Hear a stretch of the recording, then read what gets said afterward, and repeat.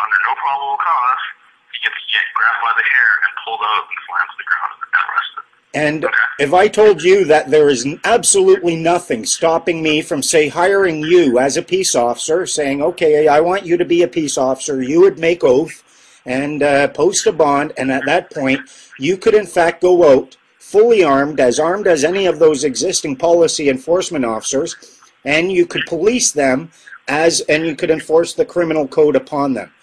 Are you aware that you don't actually have to work for the government to be a peace officer? No, I didn't. I thought the word officer was defined as someone who holds office and not has to be part of the corporation. So I was unaware of that. No, a peace officer, it's, if you look in the criminal code, it says someone hired as a peace officer. So it uses its own self to describe itself in its definition?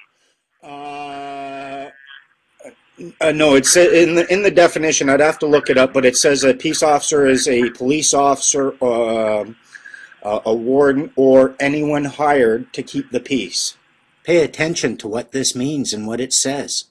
There's nothing stopping us from hiring each other to preserve and maintain the public peace.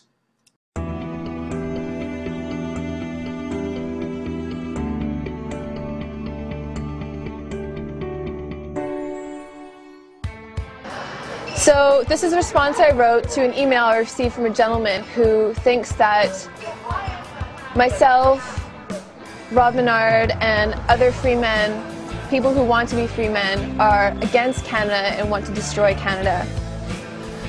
Mark, I really appreciate your phone message. One thing I want to clarify is that I don't think we're on opposite pages. Neither Rob or I is opposed to the government. What we're opposed to is corrupt and unaccountable people.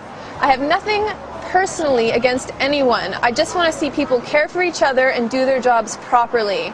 I love Canada. I benefit from Canada, and what I want to see is a medical system that actually heals people instead of benefits the deep pockets of big pharma.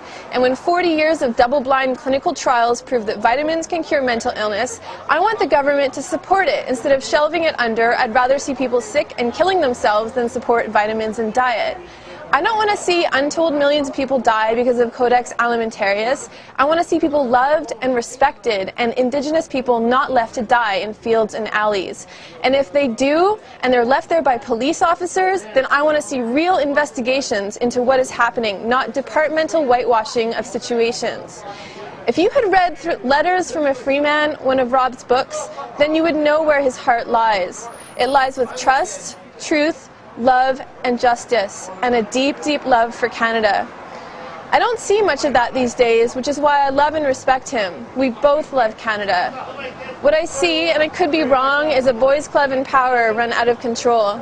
We need to learn how to effectively hold our governments accountable and ensure that good, reliable, and responsible people are in positions of power. And we need it yesterday. Unfortunately, I don't know if same old is going to cut it anymore.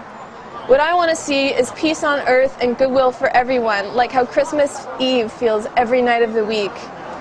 I want the government to continue to function properly, be accountable, responsible, and to protect all people. I want to see truth and not lies, and government officials that I don't expect to be lying to me every time they open their mouths. I think both you and I want truth and justice in Canada to survive. I think we just have two different perspectives on how to accomplish this.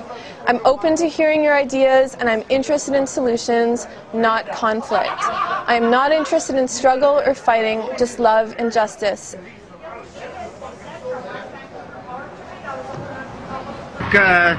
You're a big fan of the police, are you? Absolutely. Well, if they're going to protect my rights under the alleged Constitution of Canada, I'd be happy to respect the police.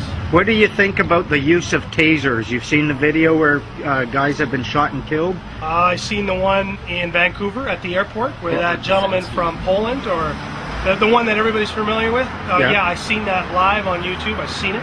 Do you think police should be using tasers to achieve compliance? Absolutely not.